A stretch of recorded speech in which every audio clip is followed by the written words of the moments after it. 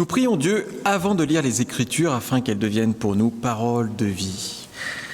Seigneur, nous te remercions pour ce matin de nous accorder d'écouter ta parole.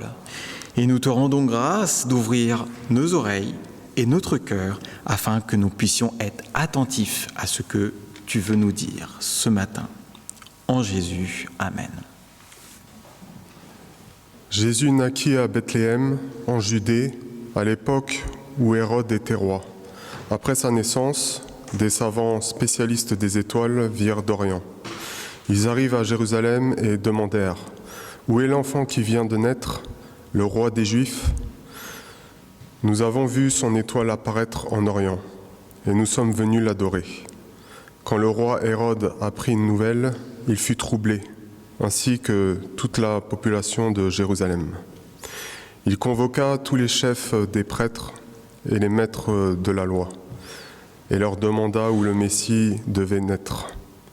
Ils lui répondirent à Bethléem en Judée, car voici ce que le prophète a écrit. Et toi, Bethléem, au pays de Juda, tu n'es certainement pas la moins importante des localités de Juda, car c'est de toi que viendra un chef qui conduira mon peuple Israël. Alors Hérode convoqua secrètement les savants et s'informa auprès du moment précis où l'étoile était apparue. Puis il les envoya à Bethléem, en leur disant « Allez chercher des renseignements précis sur l'enfant. Et quand vous l'aurez trouvé, faites-le moi savoir, afin que j'aille moi aussi l'adorer. » Après avoir reçu ces instructions du roi, ils partirent. Ils virent alors l'étoile qui avait déjà remarqué en Orient. Elle allait devant eux, et quand elle arriva au-dessus de l'endroit où se trouvait l'enfant, elle s'arrêta. Ils furent remplis d'une très grande joie en la voyant là. Ils entrèrent dans la maison et virent l'enfant avec sa mère, Marie. Ils se mirent à genoux pour adorer l'enfant, puis ils ouvrirent leurs bagages et lui offrirent des cadeaux, de l'or, de l'encens et de la myrrhe.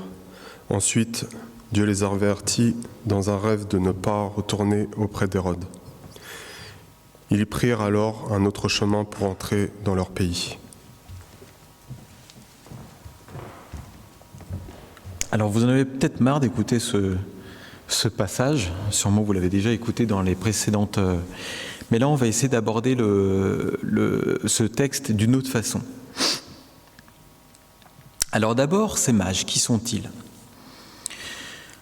Alors, dès le verset 1, il est précisé qu'après la naissance, ces savants, spécialistes des étoiles, vinrent d'Orient. Donc le mot grec employé pour mage ici est magoi, soit un pluriel qui désigne des personnages généralement considérés comme des sages, des savants, des astrologues ou religieux issus de religions orientales, souvent identifiés donc au niveau de la Perse ou de la Babylone. Et ils étaient donc réputés pour leur savoir en astronomie, en interprétation des rêves et en sciences occultes. Notons que nulle part il est dit qu'ils sont rois. On ne dit pas ce sont des rois mages, comme on peut l'entendre dans certaines traditions, surtout la nôtre. Ça, c'est faux. Et cette idée viendrait peut-être du développement ensuite des récits des pères de l'Église, donc au début des premiers siècles après Jésus-Christ, qui ont valorisé justement leur rôle comme symbole de la quête du salut au-delà du monde juif. Saint Jérôme, par exemple, évoque les mages dans ses homélies sur l'Évangile comme des rois païens.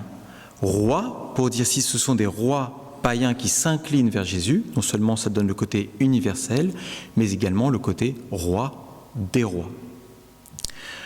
Ensuite, leur mission. Au verset 2, les mages déclarent « Où est l'enfant qui vient de naître, le roi des Juifs ? Nous avons vu cette étoile apparaître en Orient et nous sommes venus l'adorer. » Et bien qu'ils viennent d'Orient et ne soient pas juifs, ils reconnaissent pourtant Jésus comme roi des Juifs, donc comme on vient de le dire. Et le terme grec ici, basileus, désigne un souverain politique pour le roi des Juifs, un souverain politique ou un monarque. Donc soulignant d'emblée la portée universelle de la naissance du Christ. Encore une fois, des rois païens donc d'autres nations vont vers Jésus. Et l'évangile donc de Matthieu affirme dès le début ainsi que Jésus n'est pas seulement le roi d'Israël, mais carrément le roi de toutes les nations. Cette désignation royale de Jésus viendra ensuite plus tard, le roi des Juifs, dans l'évangile de Matthieu, où elle apparaît donc lorsque Jésus rentre à Jérusalem, et là on déclare « Voici ton roi qui vient à toi », et puis quand il sera crucifié, ou en haut est placardé, en haut de sa tête, celui-ci est Jésus, le roi des Juifs. Donc la reconnaissance de cette royauté par des mages, issus d'une autre culture, peut s'expliquer par une convergence de traditions prophétiques, d'observations astronomiques et de révélations divines. En contact avec, par exemple, la diaspora juive, ils ont pu connaître certaines prophéties messianiques de la culture juive. Et en tant qu'astrologues, puisqu'ils lisaient les étoiles et les astres pour pouvoir prédire des trucs, comme prophétie, ils interprétaient donc les astres comme des signes annonciateurs d'événements majeurs, comme par exemple la naissance d'un roi. Et donc quand on dit la prophétie juive, c'est dès en Nombre 24-17, il y a Balaam qui donne une prophétie sur justement la naissance du roi d'Israël. Une étoile sort de Jacob, un spectre s'élève d'Israël. Donc on parle d'étoile. Après ça peut être symbolique, mais déjà on annonce que c'est une étoile, donc un truc dans le ciel, d'où le côté mage, savant, astrologue. Donc du coup, voilà, on peut faire référence à la naissance d'un roi. Et à cela s'ajoute la dimension de l'action divine, donc la reconnaissance de cette royauté relève aussi d'une illumination accordée par Dieu aux mages, donc de une autre tradition encore une fois. Maintenant, vers qui vont-ils ? Au verset 11, les mages parviennent au lieu où se trouve Jésus, guidés par l'étoile. Ils entrèrent dans la maison, virent le petit enfant avec Marie, sa mère. Donc on associe souvent la venue des mages juste à la naissance de Jésus. Et on le voit toujours bébé dans la crèche et il vient juste de naître. Okay ? Et d'ailleurs, l'épiphanie, on la célèbre le 6 janvier pour les catholiques et le 19 janvier. Bon là, pour nous, là, cette année, c'était le 4 janvier, donc la semaine dernière. Pourtant, le récit de Matthieu suggère un décalage temporel. Jésus est désigné comme un enfant et non comme un nouveau-né.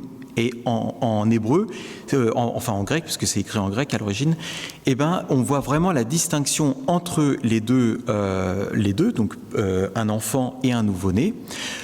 Et nouveau-né, généralement, c'est vraiment pour un nourrisson, et un enfant, c'est vraiment pour un enfant âgé jusqu'à 2 ans, généralement.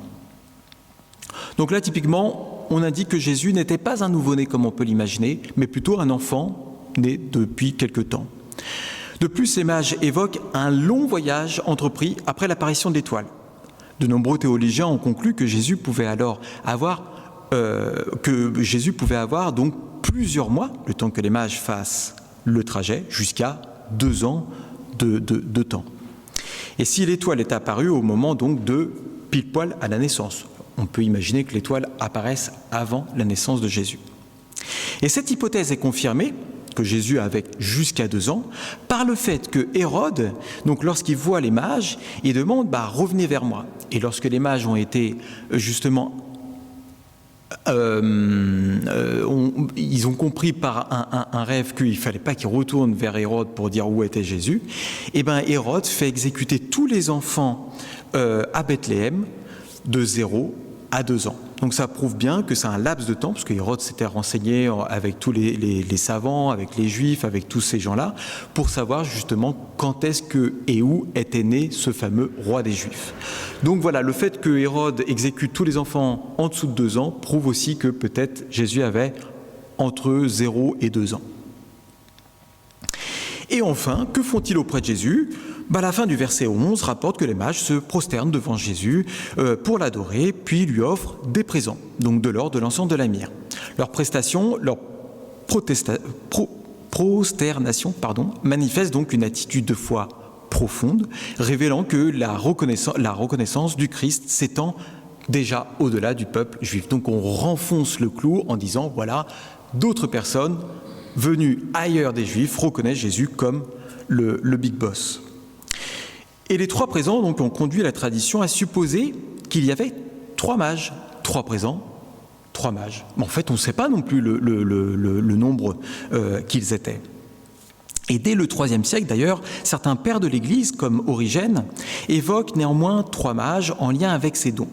Et le chiffre 3 est également symbolique, parce que ça fait tout de suite penser, par exemple, à la Trinité, comme par exemple quand Dieu apparaît à Moïse le 3e jour, et le Christ ressuscite le 3e jour, ou quand Abraham reçoit les fameux 3 personnes dans sa tente.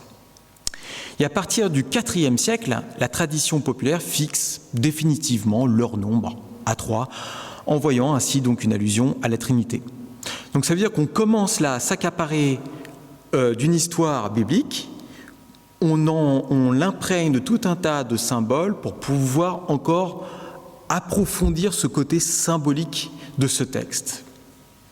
Et c'est également dans la tradition occidentale, donc la nôtre, à partir du VIe siècle, que les mages reçoivent même des noms, Gaspard, Melchior et Balthazar, notamment dans des écrits latins comme le Extirpa Latina Barbari.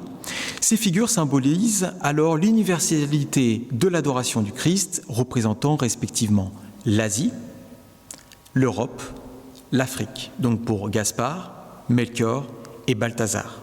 Leurs noms, largement diffusés au Moyen-Âge, ensuite, traduisent cette diversité géographique et culturelle. Donc là, vraiment, on leur donne non seulement un nombre, on leur donne un nom, on dit qu'ils sont rois, donc là, on commence vraiment à étoffer juste un texte assez basique avec quelques versets de la Bible.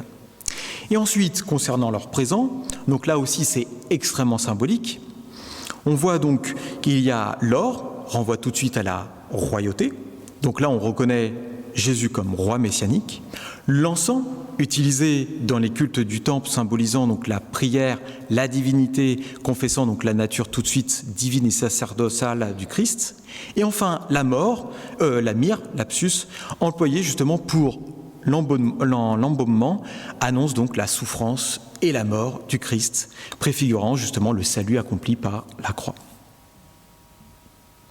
Alors maintenant, on enchaîne avec cette étoile. Qu'est-ce qui a bien pu guider les mages dans le ciel? Alors au verset 9, donc on revient un petit peu en arrière, Matthieu précise que l'étoile qu'ils avaient vue, donc les mages avaient vue en Orient, allait devant eux jusqu'au moment où, arrivée au-dessus de l'endroit où était le petit enfant, elle s'arrêta.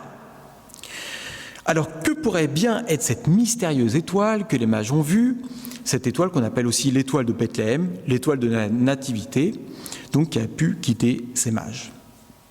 Alors l'interprétation des pères de l'Église, comme saint Augustin, sur cette étoile révèle une riche dimension symbolique et théologique, comme un signe divinement envoyé pour manifester la naissance de Jésus, plus qu'une explication scientifique. Donc dès le début, les gars ils se disent bon, on ne va pas se lancer dans une explication un peu foireuse, on va tout de suite dire ouais tout ça c'est symbolique, voilà.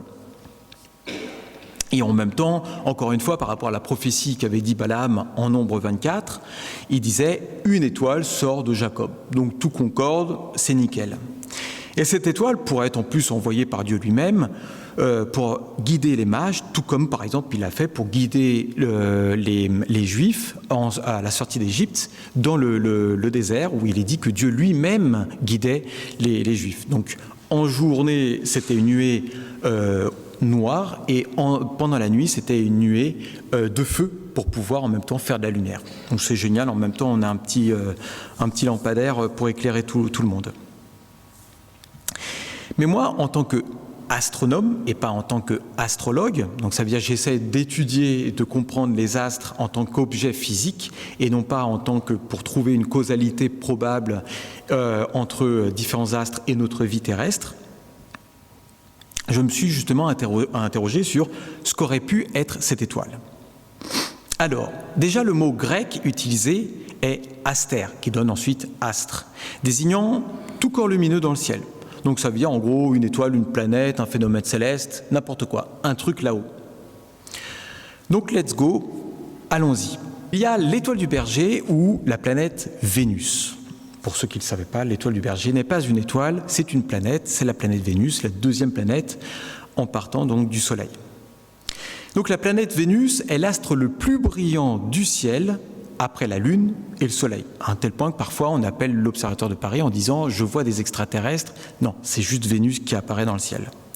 Et dans l'Antiquité, notamment en Mésopotamie, il était symboliquement associé à la royauté, à la fécondité, à la naissance et au divin. Parce que chaque astre là-haut indiquait, donc leur donnait des attributs, et dès qu'on les voyait, on se disait, bon, bah là, si on le voit, c'est qu'il va avoir ça. Et donc, du coup, on essaie de créer des causalités entre les différents événements. Et le surnom étoile du berger n'a rien à voir avec les bergers comme mages. Là, c'est vraiment l'étoile du berger parce qu'on pense que avant, en fait, l'étoile Vénus, on la voit soit très tard le soir, donc juste après le coucher du soleil, on voit Vénus, ou soit juste avant le lever du soleil, on peut voir Vénus. Après, on ne peut pas, parce qu'en fait, Vénus est à côté du soleil, et donc du coup, le soleil nous éblouit. Donc c'est qu'à ces moments-là, au matin et au soir. Et donc du coup, bah, ça pouvait servir de temps, d'indication temporelle pour les bergers, justement, au moment, si on le voyait le soir, c'est le moment de rentrer les troupeaux, et si on le voyait le matin, bah, c'est le moment justement de les sortir. Donc voilà, on pense que c'est une idée. Cependant, Vénus n'a rien d'exceptionnel. Déjà à l'époque, on pouvait déjà prédire à peu près ses allées et venues dans le ciel, et on la voit assez souvent, c'est périodique, il n'y a rien d'exceptionnel, et c'est juste un point dans le ciel qui ne peut pas ni s'arrêter et ni donner une indication. Ok, un point, c'est pas une flèche, c'est un point. Donc, bof. Ensuite, deuxième, la conjonction planétaire. Alors une conjonction planétaire, en gros, c'est lorsque dans le ciel, donc vous savez, les étoiles sont fixes et il y a les planètes qui bougent plus ou moins rapidement et parfois bah, les astres peuvent se croiser dans le ciel. C'est juste un effet de projection, un effet d'optique, de projection. On a l'impression qu'elles sont à côté, mais bien sûr, elles sont toujours distantes les unes des autres. Mais nous, depuis notre perspective, elles sont à côté. Okay ? C'est comme s'il y avait quelqu'un qui était juste ici au niveau du trottoir, un autre de l'autre côté. Les gars n'ont rien à voir entre eux, ils font leur vie, mais à ce moment-là, précisément, j'ai l'impression qu'ils sont alignés. C'est un hasard. Enfin, un hasard, c'est la mécanique céleste, quoi. Mais là, fait intéressant, au 7e siècle avant Jésus-Christ, eh ben, Jupiter et Saturne se sont rapprochés à 3 reprises. Donc là, ici, ça c'est un logiciel qui permet de voir les astres en temps réel, même revenir dans le passé. Et donc ici, vous voyez la grosse boule, c'est Jupiter, juste à côté, c'est Saturne. Ici, j'ai mis donc la position à BTM, donc ici, et nous sommes en moins 7 avant Jésus-Christ, donc c'est moins 6 d'un point de vue astronomique. Et donc du coup, le soir, on voit donc effectivement Saturne et Jupiter. Et ce qui est intéressant ici, c'est qu'en fait, Saturne et Jupiter vont se suivre pendant plusieurs mois. Donc ça arrive régulièrement, tous les 20 ans, Saturne et Jupiter peuvent se croiser. Sauf que là, de manière exceptionnelle, assez rare, il y a plusieurs trucs, c'est déjà Saturne et Jupiter, on va la voir dépasser Saturne, et puis après, revenir en arrière. Alors ça, c'est dû à quoi? Alors, ici, c'est Saturne, donc Saturne, elle met à peu près, je crois que c'est 22 ans ou 29 ans, je ne sais plus, à faire le tour du Soleil. Et il y a Jupiter qui met 12 ans à faire le tour du Soleil, ok ? Donc beaucoup plus rapide par rapport à Saturne. Donc du coup, Jupiter vit sa vie et elle dépasse Saturne, ok ? Par rapport à nous, admettons, la Terre c'est mon coude ici, elle est là. Donc depuis la Terre, on voit Juju dépasser Saturne, ok ? Mais la Terre, elle n'est pas immobile, elle continue à faire son petit tour. Et elle, pour le coup, c'est Speedy Gonzalez par rapport aux autres, parce qu'elle met que1 an pour faire le tour du Soleil.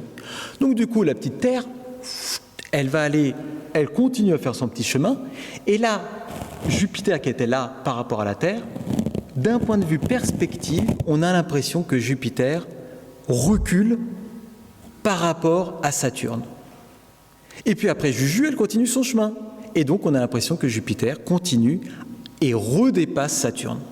Donc, ça veut dire que dans cette année, on va voir Jupiter faire une rétrogradation, un bac, et après revenir sur son chemin. Et donc, il y a déjà ce phénomène qui est assez rare. Et donc, du coup, là, les astrologues, ils étaient là en mode « c'est de la folie ». Et en plus, C'est dans la constellation du Poisson. Alors, par rapport à tous ces trucs-là, donc Jupiter était symbole de... attendez que je retrouve mes notes. De royauté. Saturne, parfois, était considéré comme le peuple juif. Et la constellation du Poisson, parce que tout ce phénomène-là est resté tout le temps dans la constellation des Poissons, eh ben, était considéré comme un temps messianique. Alors là, c'est bingo. Donc ça veut dire qu'on a un temps, une notion temporelle de à quel moment ça marche. D'autant que là, on n'a plus un point, mais on a 2 points. Et 2 points, ça fait une droite. Donc on peut imaginer au moment où Jupiter donc, passe et revient, on pourrait peut-être avoir cette sensation d'un arrêt ou d'un retour ou d'un guide, de quelque chose qui se déplace dans le ciel et donc donner en plus une direction. Alors là, donc, à mon avis, pas mal de gens devaient un peu s'affoler, genre en mode c'est un événement important. Sauf que le truc, c'est que, bon, quand même, on n'a pas cette notion de ça va s'arrêter à un moment donné quand les mages arrivent. On n'a pas cette notion de arrêt dans le temps, ok ? On peut avoir éventuellement cette notion de déplacement et tout, mais ça reste quand même compliqué à trouver un lieu précis avec seulement 2 points dans le ciel au perché. Mais en tout cas, c'est intéressant. D'autant que l'an 7 avant Jésus-Christ, c'est l'année supposée du Christ par la plupart des théologiens. Ils considèrent que c'est entre -5 et -6, le plus probable. Donc, entre -5 et -8. Donc, -7, c'est parfait, c'est pile poil dans la tranche. Ensuite, on peut imaginer d'autres trucs, un peu plus obvious pour avoir une direction. Ça, peut-être vous en avez déjà vu, ce sont des étoiles filantes. Et là, on voit vraiment un trait, genre, c'est là, quoi. Sauf qu'une étoile filante, c'est extrêmement fugace, ça prend quelques secondes. Et qu'est-ce qui se passe ? C'est juste une petite poussière qui rentre dans l'atmosphère terrestre, qui se met à cramer, et donc, enfin, qui se désintègre, qui fait de la lumière à cause de l'atmosphère qui commence à briller, à chauffer, et donc, du coup, à s'ioniser, à faire un effet lumineux, comme ça, et c'est extrêmement fugace, le temps que la petite poussière se désintègre. Mais de manière intéressante, il peut aussi avoir un truc qu'on appelle une pluie d'étoiles filantes. Et donc dans ce cas-là, c'est pas un événement comme ça, vite fait pour faire un vœu. Là, c'est carrément une pluie, ça veut dire une succession d'étoiles filantes à partir d'un point. Ici, vous voyez là, on a l'impression que toutes les étoiles filantes proviennent du même endroit. C'est ce qu'on appelle le radiant. En gros, notre petite Terre, elle fait son chemin autour du Soleil et de temps en temps, elle se prend un essaim de poussière laissé par une comète. Donc en gros, un gros caillou avec plein de poussière. Et quand elle se rapproche du Soleil, la comète, elle se désagrège un petit peu. Et elle laisse derrière elle tout un tas de poussière. Et quand notre Terre traverse ce nuage de poussière, eh ben, on n'a pas une étoile filante, on a plein d'étoiles filantes. Alors quand je dis plein d'étoiles filantes, c'est dans les meilleures conditions, on a à peu près 100 étoiles filantes par heure. Donc on a à peu près une direction. Si on a un ensemble d'étoiles, on peut se dire bon c'est par là par rapport au radiant, mais c'est pas non plus exceptionnel, et pour guider des gens c'est pas terrible. Ça ne s'arrête pas dans le ciel, et en plus ça dure que maximum 1, 2, 3 jours, allez, une petite semaine, mais vite fait, ça dépend après des étoiles filantes. Les plus connues, c'est en août, sûrement vous avez dû entendre parler. Ah tiens, j'ai pas mis il me manque une image. C'est la supernova. Alors, c'est pas une supernova, ça, hein, je remets l'autre. J'ai oublié de mettre l'image. Donc, une supernova, en gros, c'est une grosse étoile, bien plus grosse que la nôtre, plus massive, qui, en fin de vie, elle commence à exploser. Donc, elle n'a plus de carburant, et donc, du coup, les couches externes de l'étoile se ratatinent, rebondissent sur le noyau, et donc, on a cette sensation comme ça d'explosion cosmique. Et le truc est un phénomène lumineux tellement violent, tellement énergétique, produit énormément de lumière, que ce truc-là apparaît même en plein jour. Ça veut dire qu'une étoile apparaît en plein jour pendant plusieurs jours, jusqu'à une semaine. Et donc, là, pour le coup, c'est exceptionnel. Dans d'autres galaxies, on peut voir des supernovas, donc nova pour étoile nouvelle, supernova, et donc du coup, dès qu'on voit une étoile comme ça, on se dit que c'est une nouvelle étoile. Et donc pour le coup, une nouvelle étoile, c'est un présage hyper important pour les astrologues, et dans notre galaxie, il y en a une fois tous les 1000 ans, donc c'est vraiment méga rare. Sauf que c'est un point ultra-lumineux, ok, ça peut être un indice temporel, on y va, mais encore une fois, un point dans le ciel, c'est pas une direction. À un moment, son éclat commence à diminuer, et puis ça ne va pas s'arrêter dans le temps, parce que la Terre, elle continue à tourner autour d'elle-même donc dans la nuit, et donc tous les astres bougent, et la supernova bouge aussi avec. Donc si le petit Jésus il est né là, et que l'étoile se barre là-bas, bah, c'est pas terrible. Même si après, le lendemain, bah, elle se relève au même endroit, mais bon, elle ne va pas s'arrêter pour dire « c'est ici », quoi. Et enfin, le dernier, c'est la comète. Donc la comète, j'en ai déjà un petit peu parlé. En gros, c'est une espèce, ce qu'on appelle une grosse boule de neige sale. C'est un caillou qui vit très loin dans le système solaire, vraiment aux confins, à l'extrémité, donc après Neptune, donc la dernière planète, hein, bien plus loin, au niveau de Pluton et au-delà, quoi. Et donc parfois, bah, en fonction de leur orbite, donc de leur trajectoire autour du Soleil, certaines nous rendent visite et traversent assez près du Soleil. Puisque c'est bourré de neige, bourré de glace, bourré de froid finalement ce truc, parce que c'est au fin fond là-bas du système solaire, bah, tout est froid et quand ça se rapproche du Soleil, bah, ça se réchauffe. Et qu'est-ce qui se passe quand vous avez une grosse boule de neige, bah, vous avez pu voir là, et ben qui se réchauffe, et ben du coup bah, il peut y avoir des petits cailloux, il peut y avoir des petites poussières, il peut y avoir de la neige, il peut y avoir tout ça, ça se rapproche du Soleil, ça se sublime, et donc du coup ça fait cette sorte de traînée, parfois même de queue, une queue de gaz, une queue de poussière qui laisse derrière elle donc tout un tas de choses. Et c'est ce qui donne parfois, quand on traverse cette trajectoire de comète, donc les pluies d'étoiles filantes qu'on a vues tout à l'heure. Et là, pour le coup, on n'a pas un point, on a carrément une flèche, quoi. On a un truc qui dit, regardez comme cette comète, qui dit, les mecs, on dirait qu'elle indique ici, cette baraque-là, c'est cette maison, les gars, allez-y. Sauf que le problème, c'est que les comètes, même si elles ont un mouvement propre, parce que finalement elles tournent et surtout que quand elles se rapprochent du Soleil, elles peuvent accélérer, donc elles ont un mouvement propre dans le ciel différent des autres astres, et ben on peut les voir finalement avoir un mouvement légèrement différent des autres étoiles, mais elles subissent quand même, il y a quand même toujours la rotation de la Terre, on voit toujours l'ensemble du ciel bouger et les comètes également. Et donc du coup à aucun moment on peut la voir s'arrêter sur une étoile, même si tout le reste des étoiles continue à tourner, donc que la Terre continue à tourner sur elle-même. Alors, il y a ce point bizarre, mais quelles seraient les planètes, les comètes qu'on pourrait évoquer? Donc sûrement vous connaissez la comète de Halley. Et donc elle passe autour, donc elle nous rend visite tous les 76 ans. Donc en gros, elle a une orbite très excentrique, ça veut dire en gros elle est loin, elle se rapproche très près, puis après elle se barre, et après elle se rapproche très près, etc. Et tous les 76 ans, elle nous rend visite.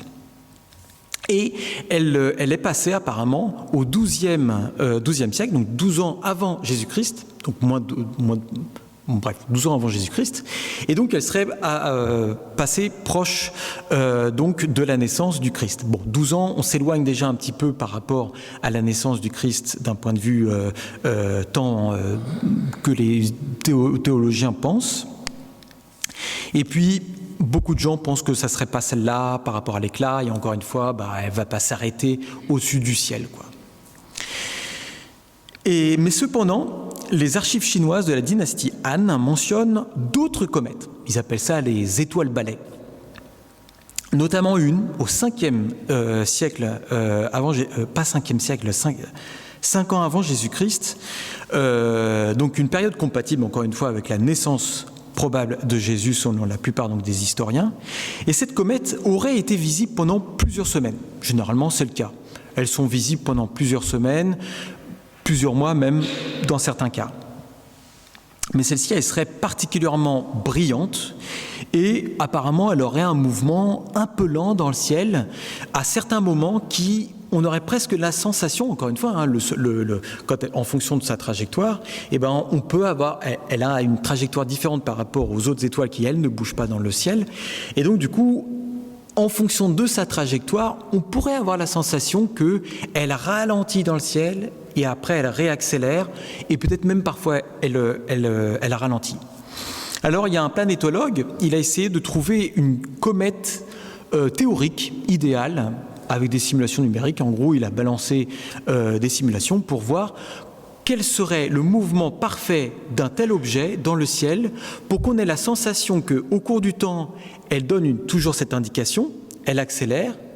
Ensuite, au cours du temps, elle s'arrête, donc au cours même d'une nuit, mais on a la sensation comme ça, elle s'arrête quand bien même les étoiles continuent à défiler avec la rotation de la Terre, elle continue à pointer un endroit, et puis après à revenir à continuer son chemin. Alors pour ça, il faudrait une comète avec une orbite extrêmement excentrique, donc c'est le truc que je vous ai dit, comme ça, quand elle part très loin comme ça du Soleil, puis revenir très près, et en plus, elle aurait été très proche de la Terre, donc très lumineuse, jusqu'à quasiment la distance Terre-Lune. Donc c'est vraiment un objet assez exceptionnel. Et à cause de cette excentricité, sa période, ça veut dire en gros le nombre de fois qu'elle nous rendrait visite, ça serait tous les 300 000 ans. Autrement dit, un objet vraiment... là, le gars, il a fait ses simulations, mais on ne pourrait jamais le retrouver parce que 300 000 ans, il faudrait attendre 300 000 ans pour confirmer ce qu'il a vu. Mais en tout cas, entre ces simulations probables qui montrent qu'effectivement, cette comète, donc le truc pour moi le plus probable qui donne vraiment une indication, aurait été probable avec ici un mouvement apparent lent qui s'arrêterait puis qui repartirait. Pour ça, il faudrait une comète quand même très exceptionnelle, une excentricité, donc une période qui viendrait nous rendre visite tous les 300 000 ans, extrêmement proche à la distance Terre-Lune, donc très brillante, et qui peut-être correspondrait donc avec les observations des Chinois au 5e siècle avant Jésus-Christ. Alors pourquoi les Chinois, ils ont autant d'ailleurs d'annotations astrologiques et pas les autres ? Une petite... Parce que les Chinois, eux, ils devaient, en fait, l'empereur devait rendre des comptes de ce qui se passait dans le ciel. Et donc, ils avaient inventé le CNRS de l'époque, et il avait une armée d'astronomes pour bosser pour lui. Et je dis bien astronome et pas astrologue, pour vraiment bien mesurer les étoiles. Et donc, ils mesuraient et ils annotaient absolument tout. Et donc, grâce à ça, on retrouve toutes les archives et on sait, par exemple, qu'il y a eu une supernova qui a pété il y a 1000 ans, 1000 et quelques, c'est la supernova du Crabe. Et donc, on sait donc avec les 5 ans avant Jésus-Christ, donc avec cette comète exceptionnellement brillante. Et néanmoins, donc non seulement c'est un objet assez particulier, mais en plus dans l'Antiquité, les comètes, c'est pas un super présage. Les comètes, c'est plutôt pas la fin du monde, mais c'est un signe messianique un peu moins évident à interpréter. Vraiment, avant, on pensait que c'était un truc de mauvais augure. Bref, pour conclure, et j'ai déjà bien dépassé mon temps, l'Épiphanie célébrée dimanche dernier commémore l'arrivée des mages à Bethléem. Elle est considérée donc comme l'une des fêtes les plus anciennes du christianisme et pourtant ce récit demeure en partie mystérieux et ses interprétations varient selon les époques, les traditions, les historiens. Et autour de ces quelques versets de l'Évangile se sont progressivement greffés de nombreux éléments issus de l'imaginaire et de la tradition comme le nombre, le nom, la provenance, l'apparence de ces mages. Une tradition qui s'est largement développée dans les cultures chrétiennes occidentales, sans toutefois être partagée de manière uniforme dans l'ensemble des confessions chrétiennes. Et certains biblistes vont même jusqu'à penser que non seulement les pères de l'Église ont rajouté des éléments, mais que carrément ce soit Matthieu qui a ajouté cet élément pour faire une sorte de mise en scène théâtrale avec plein de symboles pour vraiment révéler d'emblée de son récit la divinité, la royauté et la souffrance rédemptrice et universelle de Jésus. Et d'un point de vue scientifique, aucun phénomène céleste donc pourrait justifier cette mystérieuse étoile, donc qui semble finalement plutôt être de l'ordre du surnaturel que de l'ordinaire. Mais au-delà de la véracité de ce passage, l'essentiel symbolique est que, comme ces mages, nous devons nous aussi nous laisser guider par la lumière du Christ dans nos vies, et Dieu sait à combien nous en avons besoin. Et en ce début d'année, à l'image de cet enfant apparemment fragile, sans défense, avançons pas à pas, sans mépriser les premiers et les petits commencements, osons de nouveaux chemins et guidés par l'Esprit Saint. Alors bonne année et bonne galette pour tout à l'heure.